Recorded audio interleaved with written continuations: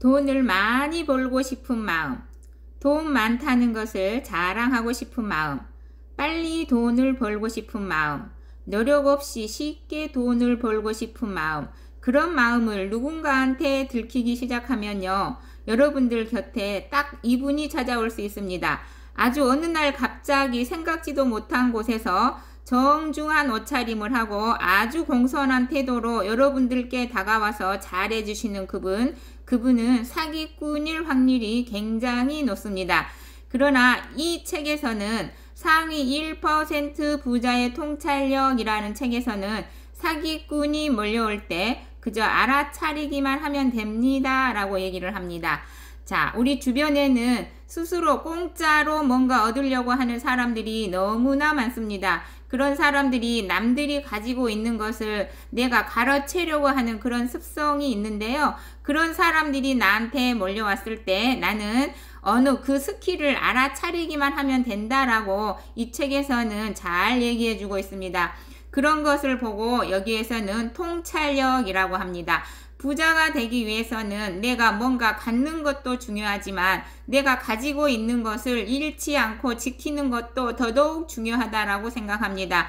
그런 통찰력이 내가 하루아침에 생기는 것도 아니고 많이 보고 많이 겪고 그리고 내 안에 있는 지식이 서로 맞아떨어져야 통찰력이 생긴다고 생각합니다. 어떤 사물을 보거나 사건을 볼 때 그저 눈앞에 보이는 그대로만 보지 마시고 정부가 어떤 정책을 펼 때 왜 저런 정책을 펴는지, 국민을 위해서 펴는 건지 아니면 상위 몇 %만 자기의 기득을 위해서 펴는 것인지 알아차려야 하고요. 누군가가 나한테 다가와서 정말 잘해주고 친절하게 해주고 했을 때 이 사람이 과연 나를 위해서 이렇게 잘하는 건지 아니면 자기 자신의 이득을 위해서 잘해야 되는 건지 그것을 여러분들이 간파하셔야 됩니다. 그걸 보고 이 책에서는 통찰력이라고 얘기하는 거고요. 우리가 부자 되기 위해서는 당연히 이 통찰력은 필수 요건이라고 생각합니다.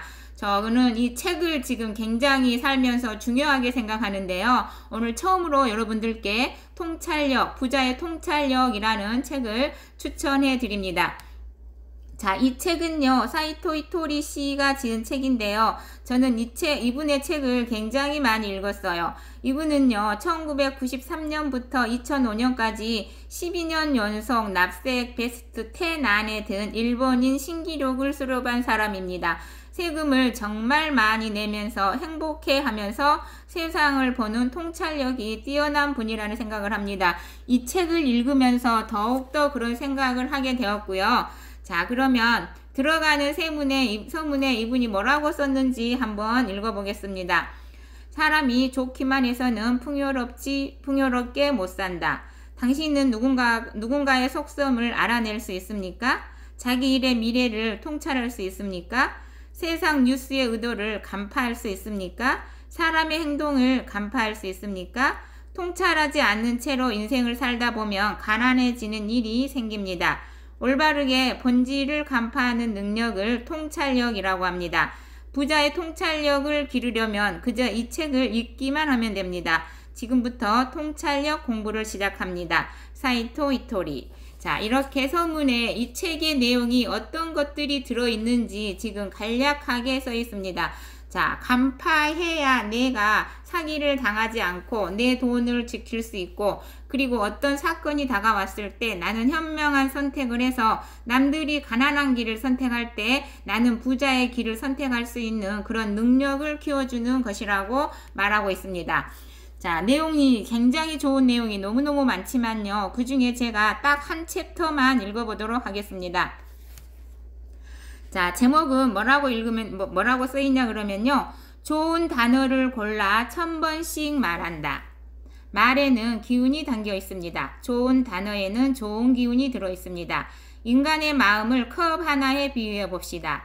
단어를 1000번 이상 말하면 마음속에 좋은 기운이 그만큼 들어옵니다. 예컨대 눈앞에 컵이 있고 그 안에 탁한 물이 들어있다고 합시다. 신기하게도 하룻밤 동안 컵에 퐁당퐁당 깨끗한 물을 한 방울씩 떨어뜨리면 탁한 물이 깨끗해집니다. 이와 마찬가지로 좋은 단어를 1000번 말하면 마음속에 깨끗해지는 것입니다. 예를 들어 나는 좋은 사람과 만나고 싶다. 좋은 일과 만나고 싶다고 말했지만 만남이 생기지 않는다고 합시다. 그럴 때는 만남이라고 1000번 이상 말하는 겁니다. 만남이라고 말하고 보면 만나려면 나가서 마주쳐야 하는구나. 여기서 멍하니 있어봤자 만날 일이 생길 리가 없어 라고 깨달아서 자, 어디든지 좋으니까 나가보자 라고 생각하게 됩니다. 아시겠습니까? 이런 과정을 반복하는 사이에 밖으로 나갔다가 어째서인지 만남이 성사됩니다. 만남의 깨달음은 제가 직접 겪은 일로 사람마다 다른 깨달음을 얻을 수 있습니다. 물론 아무런 생각이 들지 않을 수도 있지만 그렇더라도 말 속에 좋은 기운이 기적을 만들어 줍니다. 자, 이제 사랑 이야기를 해봅시다. 사랑을 바라는 사람은 사랑이라는 단어를 1000번 이상 말하는 겁니다. 사랑이라고 말하는 사이에 사랑이란 뭐지? 라고 생각이 들었습니다. 그러니 사랑이 없는 말을 해서는 안 됩니다. 사람이 입에 올리는 말에는 사랑이 있습니다. 이렇게 보면 저는 꽤 재미있는 생각을 떠올리고 있지 않습니까? 사랑을 1000번 이상 말하다 보면 이런 것을 깨닫고 사랑이 마음속에 가득 차게 됩니다. 그러면 사랑을 가진 사람이 주변에 모이게 됩니다. 이렇듯 한 단어를 1000번 이상 말하면서 좋은 기운을 마음에 심어보면 매우 심오하고 재미있으면서 인생까지도 바꿀 수 있습니다.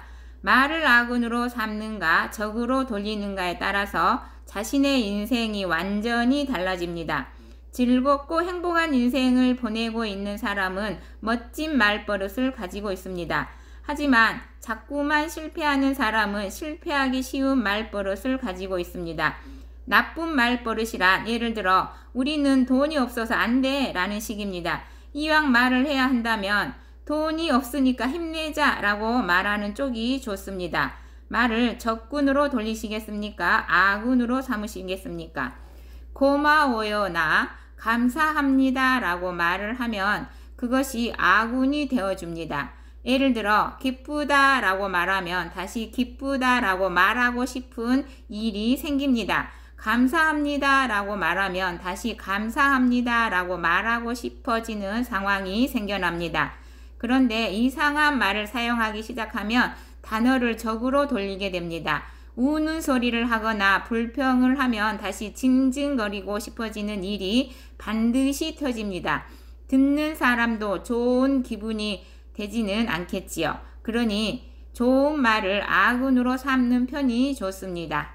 자, 여러분, 이상 한 챕터를 제가 읽어드렸는데요. 말에는 힘이 있다라는 것을 저는 강하게 느낍니다. 그리고 온몸으로 느낍니다. 그래서 내가 어떤 말을 해야 상대편이 정말 강한 힘을 발휘할 수 있는지 저는 간파하고 있는 것 같습니다. 그래서 이왕이면 어떤 말을 할까? 어떻게 말 한마디를 던지면 상대편의 말에 마음을 진짜 강한 파동을 줘서 그 힘으로 인해서 그 사람의 인생을 더욱더 힘차게 적극적으로 열심히 살 수 있는 용기를 북돋아 줄 수 있을까를 저는 정말 많이 고민을 하게 됩니다. 그래서 그 많은 내용 중에서 제가 이 챕터만 골라서 여러분들께 읽어드리는 것이니까요.